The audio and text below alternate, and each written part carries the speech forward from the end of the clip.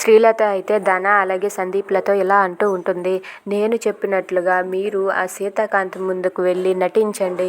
దేవుడికి హారతి ఇచ్చి మేమెప్పుడు ఇలాంటి తప్పు చేయమని నటించారనుకోండి, ఆ సీతాకాంత్ మనసు పూర్తిగా మారిపోతుంది అని చెప్పి శ్రీలత అయితే ధనకి అలాగే సందీప్కి చెప్తూ ఉంటుంది. అది విని సందీప్ ధనాలు సరే అమ్మ రేపు మేము అదే చేస్తామని చెప్పి సందీప్ అంటూ ఉంటాడు.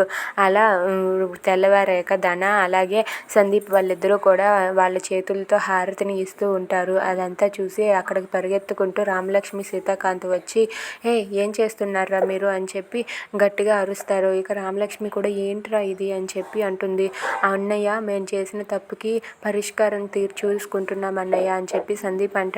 ఏంటది అని చెప్పి అంటే, అవునన్నయ్య ఇంకెప్పుడు కూడా నేను రూపాయి అప్పు కూడా చేయను, నేను ఎప్పుడు అప్పు చేయను, అప్పు చేయకుండా నా కష్టార్జితం మీద నేను బతుకుతానని చెప్పి సందీప్ అలాగే ధన వాళ్ళిద్దరూ అంటూ ఉంటారు. అది వినగానే రామలక్ష్మి సీతాకాంత్ అలా చూస్తూ ఉంటారు. ఇక సందీప్ అయితే నేను చేసిన తప్పుకి ప్రాయశ్చిత్తంగా నేను ఈ పని చేసుకుంటున్నానని చెప్పి అంటూ ఉంటాడు. అది వినగానే సీత అలా మౌనంగా చూస్తూ ఉంటాడు. ఇంతలో అక్కడే ఉన్న లత అయితే ఇలా అంటూ ఉంటుంది. నాన్న తన తప్పును తాను తెలుసుకున్నాడు కదా, ఇప్పుడు ఈ ఇంటికి పెద్ద మనుషులు మీరే ఆ తప్పును క్షమించి వాళ్ళని క్షమించామని చెప్పండి అని చెప్పి లత అయితే సీతాకాంత్ రామలక్ష్మితో అంటూ ఉంటుంది. అది వినగానే అక్కడ ఉన్న సీతాకాంత్ అలా ఆలోచిస్తూ చూస్తూ ఉంటాడు.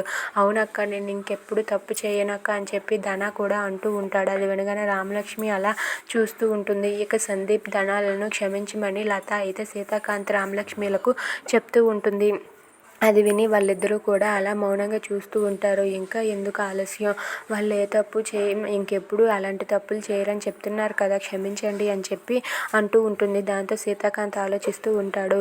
If you like this video please like, share and subscribe.